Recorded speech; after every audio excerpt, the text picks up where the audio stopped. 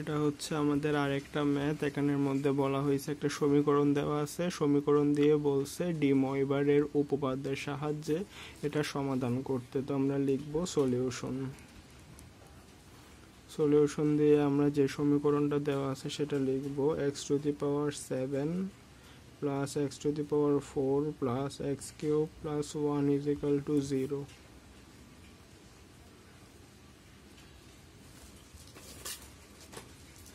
আমরা হচ্ছে এখান থেকে যদি x⁴ আর x⁴ এর মধ্যে আমরা এরকম করে লিখবো x⁴ প্লাস x⁴ এটা একটা, তারপর হচ্ছে x³ প্লাস 1 এটা একটা = 0। তো এখানে এই দুটোটা থেকে x⁴ কমন যায়, কমন নিলে থাকে x³ প্লাস 1, তারপরে এখান থেকে যদি 1 কমন নিই তাহলে থাকে x³ প্লাস 1। আবার যদি এই দুটোটা থেকে x³ প্লাস 1 কমন নিই তাহলে থাকে x³ প্লাস 1 x⁴ প্লাস 1 = 0। তো আমরা এখন দুটোটাকে আলাদা আলাদা = 0 ধরবো। x³ প্লাস 1 = 0 আর একটা হচ্ছে x⁴ প্লাস 1 = 0। তার মানে x³ প্লাসের 1টা ওইদিকে গেলে মাইনাসের 1 হবে, আর এদিকে x⁴ প্লাসের 1টা ওইদিকে গেলে মাইনাসের 1 হবে। তো আমরা এখানের মধ্যে জানি যে ডি ময়বারের সূত্র যেটা আছে, সূত্রটা হচ্ছে cos θ plus i sin θ whole to the power n। তো আমরা এখানের মধ্যে i এর মানটা বের করতে হবে। i এর মানটা কিরকম? i এর মানটা আমরা এরকম করে লিখতে পারি,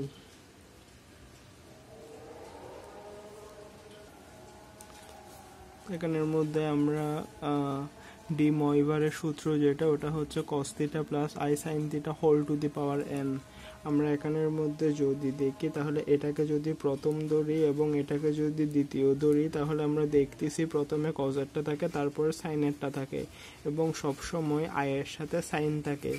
আমরা এখানের মধ্যে কি পাইছি? আমরা পাইছি x³ মাইনাস x³ = -1।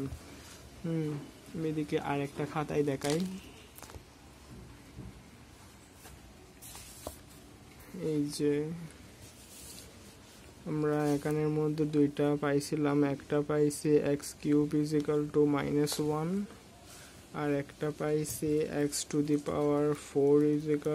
-1।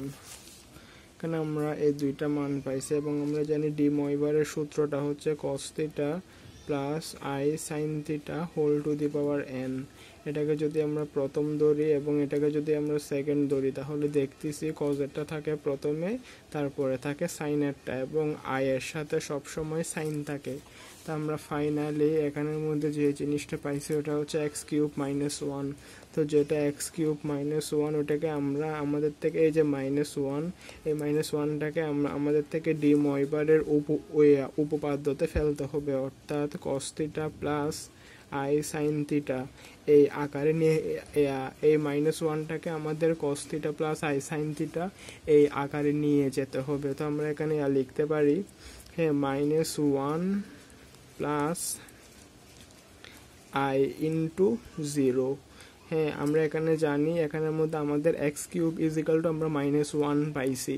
তো আমরা -1টাকে যেরকম পাইছি সেরকমই রাখতে হবে। -1 নিয়ে কোনো কিছু করা যাবে না, কারণ এটা দেওয়াই আছে যে আমরা পাইছি x³ -1। তো ওই জন্য -1 নিয়ে কোনো পরিবর্তন করা যাবে না, পরিবর্তন করা যাবে এই -1-এর আগে বা পরে। তো আমরা -1টাকে আগে রাখছি, রেখে i এর সাথে একটা 0 গুণ দিছি, কারণ আমরা জানি এখানে -1-এর পরে কোনো কিছু নাই। তো আমরা i এর সাথে যদি 0 গুণ দিই তাহলে আমরা পাচ্ছি 0। তো -1-এর সাথে 0 যোগ করলে আবার -1ই পাচ্ছি। তো আমরা এখানে এটা -1টা -1-এর জায়গায় রাখতে পারি, তারপর i ইন্টু আমরা জানি সাইন পাই। সাইন পাই মানে হচ্ছে সাইন 180 ডিগ্রি, পাই এর মান হচ্ছে 180 ডিগ্রি এবং সাইন 180 ডিগ্রির মান হচ্ছে 0। তারপর হচ্ছে আমরা এখানে লিখতে পারি cos pi plus i into sine pi. Cos আমরা জানি এখানে পাই এর মান হচ্ছে 180 ডিগ্রি, আর কস 180 ডিগ্রির মান হচ্ছে -1, প্লাস তো প্লাসই, আয়ের জায়গায় আই আছে, তারপর হচ্ছে সাইন 180 ডিগ্রির মান হচ্ছে 0। তো আমরা এখানের মধ্যে finally x cube equal to যে -1 পাইছি, ওই -1 জায়গায় লিখতে পারি cos pi plus i into sine pi, কারণ আমরা জানি কস পাই বা কস 180 ডিগ্রি, হ্যাঁ কস পাই ইজিক্যাল টু কস 180 ডিগ্রি, কস 180 ডিগ্রির মান হচ্ছে 1, তারপরে হচ্ছে সাইন পাই এর মান সমান সাইন 180 ডিগ্রি, সাইন 180 ডিগ্রির মান হচ্ছে 0।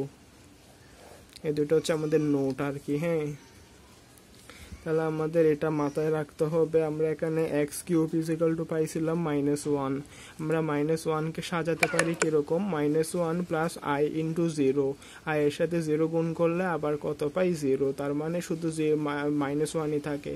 তো আমরা এটাকে এরকম করে সাজাই, x cube equal to cos pi plus i sine pi পাইছি, এটা হচ্ছে এক্স কিউবের ক্ষেত্রে। এখন আমরা এক্স টু দি পাওয়ার 4 এর ক্ষেত্রেও সেম কাহিনী করব, x to the power 4 equal to -1, -1টাকে সাজাতে পারি কিরকম, -1 প্লাস আই ইন্টু 0, আই এর সাথে 0 গুণ করলে তো 0ই হয়।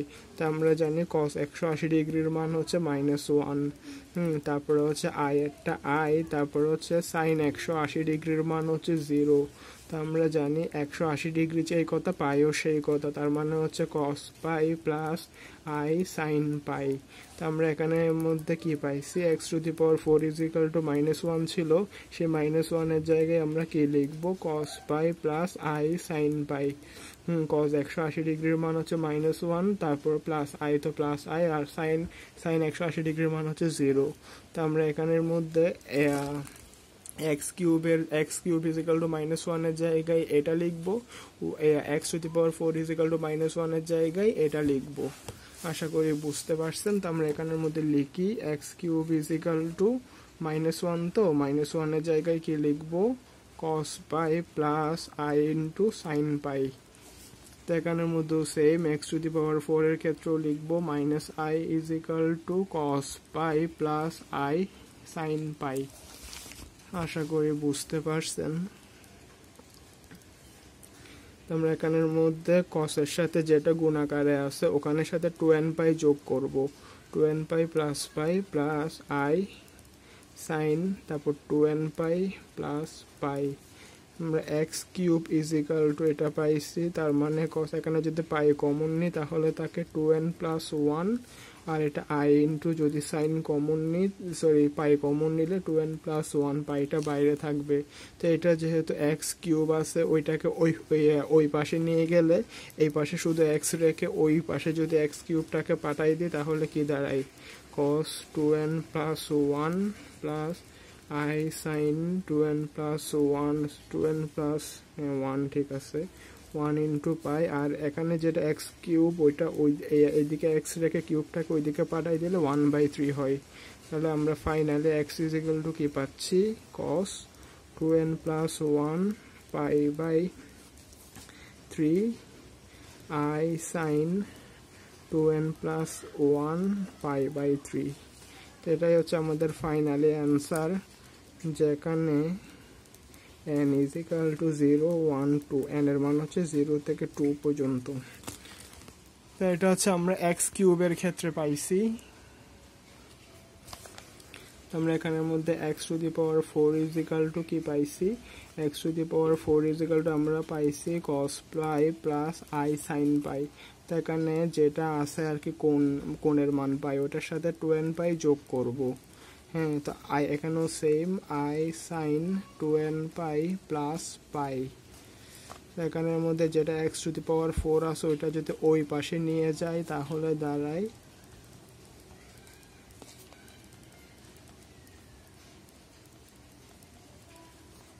এক্স টু দি পাওয়ার 4কে ওই পাশে নিয়ে গেলে 1/4 থাকে।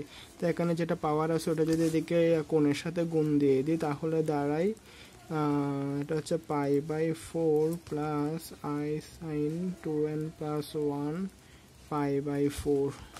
সুতরাং এক্স ইজিক্যাল টু এটা, যেখানে n এর মান 0 থেকে 3, 0, 1, 2, 3। এটাই হচ্ছে আমাদের অ্যান্সার।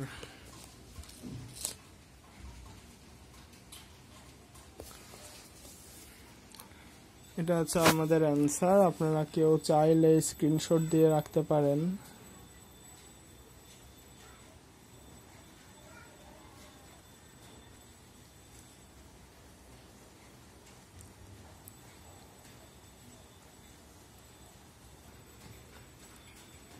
এখানে আমাদেরকে একটা প্রশ্ন দেওয়া আছে, প্রশ্ন দিয়ে বলছে ডি ময়বারের উপপাদ্যের সাহায্যে এটা সমাধান করতে।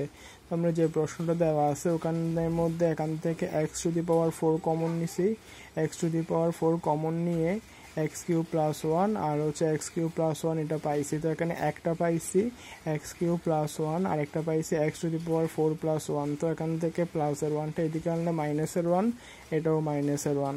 তো আমরা এখানের মধ্যে আসলে দেখাইছি যে মানে x³ -1 থেকে কেমনে কি করছি। তো আমরা এখানে যেটা -1 আছে ওইটার সাথে আবার i × 0 করছি, এখানেও যেটা -1 আছে ওইটার সাথে i × 0 করে যোগ করছি। তো আমরা জানি cos 180 ডিগ্রির মান -1 আর sin 180 ডিগ্রির মান 0। তো এখানে এরকম যে মানগুলো পাইছি মানগুলো এখানে বসাইছি, বসানোর পরে ক্যালকুলেশন করে আমরা ম্যাথগুলো মোটামুটি কমনই আছে। আমরা এরকম সেম ম্যাথ আরও 2-3 বারই করছিলাম 2-3 রকমের। তো আশা করি আপনারা বুঝতে পারবেন। আমরা এখানে যেটা আপনার কোণের মান পাইছি আর কি পাই ওটার সাথে সবসময় 2n পাই যোগ করতে হয়। তো এরকম যোগ করছি, যোগ করে কি পাইছি, যোগ করে পাইছি 2n পাই প্লাস পাই। তো এখান থেকে পাইটা যদি কমন নিই তাহলে হচ্ছে 2n+1 থাকে। তো এখানের মধ্যে আমরা জানি এখানে যেটা পাওয়ার আছে, হ্যাঁ x³ থাকলে ওইটা ওইদিকে গেলে 1/3 হবে, আর যেটা এখানে x⁴ আছে ওইটা ওখানে গেলে 1/4 হবে। তো আমরা জানি ডি ময়বারের সূত্রের ক্ষেত্রে যেটা কোণ আছে ওটার সাথে ওই এখানে যেটা পাওয়ার আছে ওটা গুণ করতে হয়। তো এখানের মধ্যে কোণের মান ছিল 2n+1 × পাই, ওটার সাথে 1/4 গুণ করলে হয় cos 2n+1 × π/4। তো এখানেও সেম, কোণের মান হচ্ছে 2n+1 × পাই, ওটার সাথে পাওয়ার যদি 1/4 গুণ করি তাহলে হচ্ছে 2n+1 × π/4। তো এখানের মধ্যে যেটা থাকে ওটা হচ্ছে কম করে নিতে হয়। তো এখানের মধ্যে আমরা n = 4 পাইছি, ওই জন্য আমরা n এর মান 0 থেকে 3 পর্যন্ত নিব। আর এখানে আমরা n = 3 পাইছিলাম, ওই জন্য n এর মান 0 থেকে 2 পর্যন্ত নিব। তা আশা করি আপনারা বুঝতে পারছেন। যদি আসলে এরকম হঠাৎ করে কিছু না বুঝেন আর কি, আমাদের আগের 4-5টা ভিডিও আছে, চাইলে আপনারা দেখে আসতে পারেন, আশা করি বুঝতে পারবেন।